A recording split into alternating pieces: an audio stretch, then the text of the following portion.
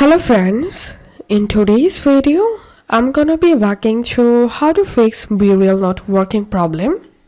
First solution is we need to update our BeReal app.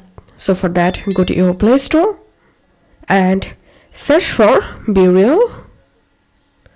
If you see any update available here, then update your BeReal app, then check the problem if fixed or not.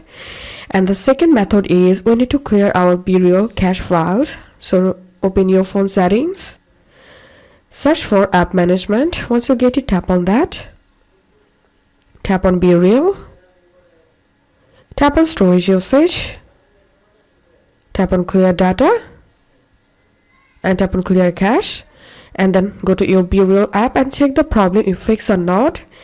And the third solution is we need to uninstall BeReal and we need to reinstall it.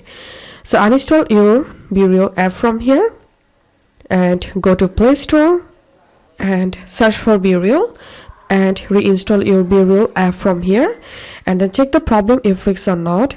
And if you're still facing the same problem, then follow this last method. Uninstall your BeReal app and open your phone browser and type here BeReal older version.